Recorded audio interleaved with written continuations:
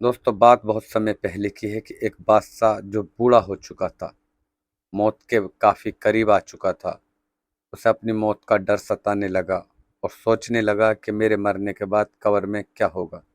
इसी बात को जानने के लिए उसने अपने राज्य में एक ऐलान कराया कि जो शख्स भी मुझे एक रात कब्र में रुककर उसका हाल बताएगा, मैं उस शख्स को अपना सारा राजपाट दे दूंगा और यहाँ का बादशाह बना दूंगा।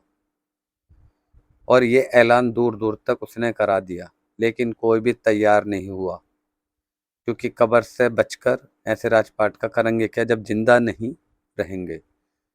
दोस्तों, एक शख्स एक गधे के साथ रहता था। जब उसने ये बात सुनी तो सोचा इस गधे के साथ रहने से अच्छा है क्यों ना एक रात कब्र में रुक लिया जाए। मर गए तो ठीक, वैसे ही जिंदा थोड़ी है, इस गधे से अच्छा मरना ठीक।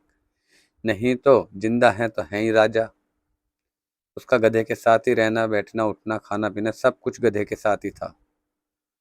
वो अपने गधे के साथ दरबार पहुंच गया और कहा राजा से कि राजा, हम बताएंगे तुम्हें कब्र की एक रात का हाल।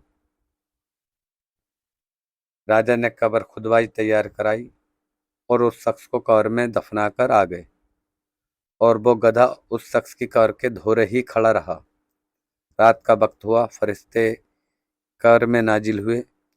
हजरत, इसके पास एक ही गधा है, इससे क्या हिसाब किताब लिया जाए। बाकी फरिश्तों ने कहा कि हिसाब किताब है। अगर एक गधा भी ना होता तब भी हिसाब किताब लिया जाता।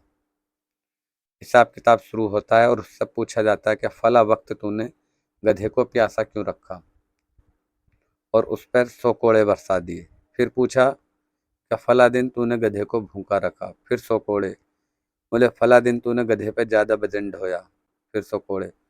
बोले फला दिन तू भूखे गधे पे बैठा, फिर 100 कोड़े। इस तरह उसके कोड़ों से जमकर तुड़ाई पूरी रात होती गई। बक्कल उधेड़ दिए गए, कमर के खाल दूबर कर दी, मगर हिसाब किताब पूरी रात नहीं हुआ। सुबह हो गई, लोगों ने कब्र खोदी, कब्र से निकाला गया। कब्र से निकलते ही वो शख्स भागना चालू कर दिया। बादशाह के हुक्म के मुताबिक उस शख्स को पकड़कर लाया गया और उस शख्स से पूछा गया कि ऐसा क्या हुआ कि तुम सीधा भागना चालू कर दिया बिना कुछ बताए। उस शख्स ने कहा, जनाब, एक ही गधा है मेरे पास और पूरी रात उसका हिसाब किताब नहीं हुआ, अभी भी बाकी रह गया है। जनाब, जब मुझसे एक रात में एक गधे का हिसाब किताब नहीं हुआ तो इतना सारा राजपाट आपका लेकर मैं कब तक हिसाब किताब करूंगा। और ये बात कहकर वो शख्स चल दिया।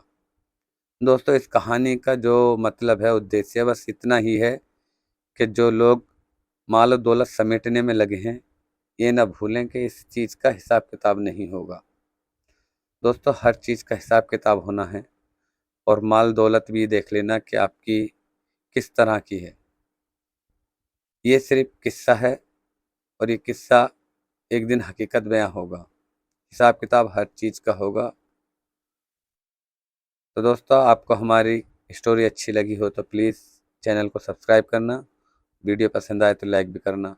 फिर मिलते हैं ऐसी ही वीडियो के साथ, तब तक के लिए शुक्रिया।